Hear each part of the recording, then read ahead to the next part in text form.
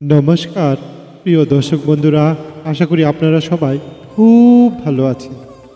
বন্ধুরা, সবাই তো ধনী হতে চায়, তাই না? কিন্তু যদি আমি বলি একজন মানুষ বিনা পুঁজিতে, বিনা পরিশ্রমে চমৎকার এক বুদ্ধিতে ধনী হয়ে গেল, শুনতে অবিশ্বাস্য লাগছে? তাহলে শুনুন গোপালের সেই অদ্ভুত কিন্তু বুদ্ধিদীপ্ত কাহিনী, ধনী হবার সহজ উপায়। নমস্কার প্রিয় দর্শক বন্ধু, সবার প্রতি বিশেষ অনুরোধ রইল আমাদের এই চ্যানেলটি লাইক, শেয়ার ও সাবস্ক্রাইব করার জন্য এবং চ্যানেলে আসার জন্য সবাইকে অসংখ্য ধন্যবাদ। তাহলে গল্প শুরু করা যাক। গোপালের বুদ্ধি সম্পর্কে তো সবারই জানা আছে। রাজা থেকে প্রজা সবাই তার বুদ্ধির ভক্ত। একদিন এক ভদ্রলোক গোপালের কাছে এসে বলল, এই গোপাল ভাই, তোমার এত যে বুদ্ধি, তুমি একটু আমার উপকার করো না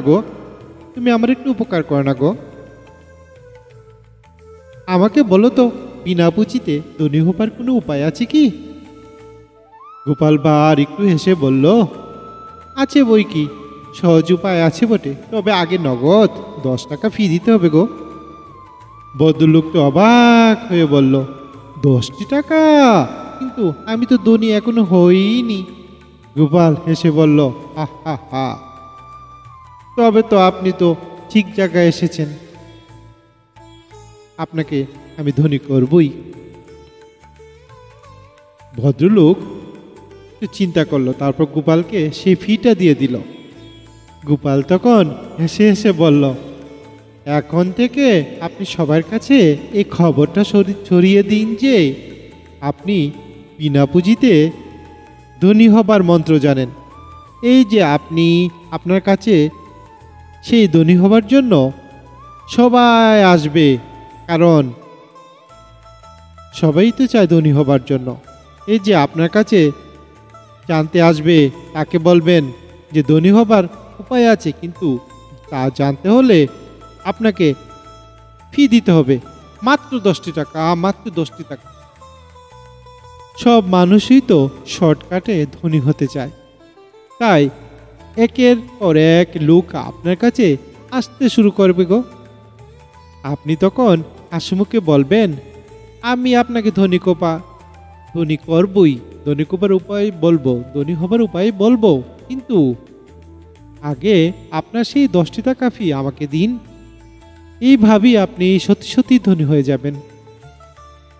গোপাল একটু থেমে বলল, দেখলেন, ধনী হবার সহজ উপায় তো পেয়ে গেলেন। বিশ্বাস না হয় পরীক্ষা করেই দেখুন না, মিথ্যে বলছি কি সত্যি বলছি। এই কথা বলে গোপাল মুচকি হেসে চলে গেল। আর ভদ্রলোক তখন ভাবছে, আরে এটা কি ধনী হবার উপায়, না গোপাল আমার সঙ্গে মজা করলো? এই ভাবতে ভাবতে ভাবতে ভাবতে লোকটা চলে গেল। আমাদের গল্প এখানে শেষ হলো।